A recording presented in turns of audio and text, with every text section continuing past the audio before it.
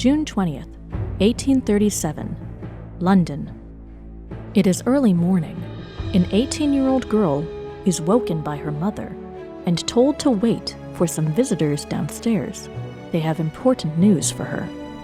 Wearing her nightdress, the girl meets with two men and learns that her uncle, King William IV, died a few hours ago, making her the new Queen of England.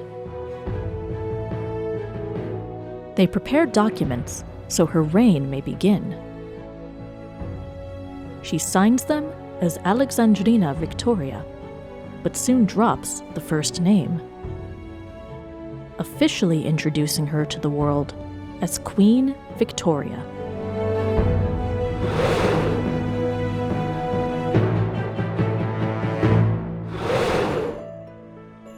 Alexandrina Victoria was born in 1819, the daughter of the Duke of Kent.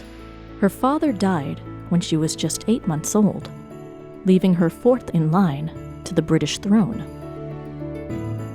Victoria learned languages, arts, and arithmetic. Most of her early life was spent either with her governess or with her widowed mother. She hardly had any time alone. Victoria's last uncle died right after her 18th birthday, leaving her to claim the throne. Her first act as queen was to spend an hour by herself. The first time in her life she had been allowed such a request. She became the first monarch to move into Buckingham Palace. Victoria made sure that her mother was given distance so that she could have time for herself.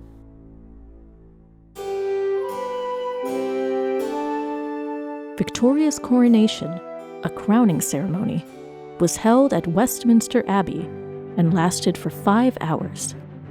400,000 people crowded the streets, hoping to catch even the slightest glimpse of the new queen. Victoria married her cousin, Albert, in 1840. As was custom for a head of state, she had to propose to him. She also started the traditions of brides wearing a white dress and having a tiered wedding cake. Her extravagant uncles had been unpopular monarchs with the lower classes, but Victoria and Albert were very reserved, and their tastes reflected their middle-class subjects. They read the novels of Charles Dickens, took interest in scientific achievements, and visited circuses and museums. Victoria donated money to many social causes and opened the Great Exhibition in 1851, which showed off Britain's technological accomplishments and raised money for several local colleges and museums.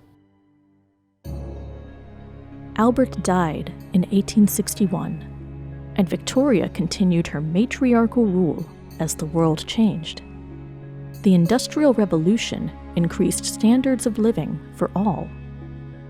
She helped transform the British monarchy from holding political power to symbolic power, allowing the people to govern themselves. Her main influence concerned morality and family values, which became a staple of the Victorian era. Queen Victoria's nearly 64-year rule came to an end with her death in 1901. She was the longest-reigning British monarch up until that point. Her and Albert's 9 children married into royal families across Europe. There were 37 great-grandchildren alive when she passed away, earning Victoria the title the Grandmother of Europe. Queen Victoria was a passionate and strong-willed monarch. While she did not hold political power like her predecessors, she managed to restore people's faith in the crown and became a template for female leaders the world over.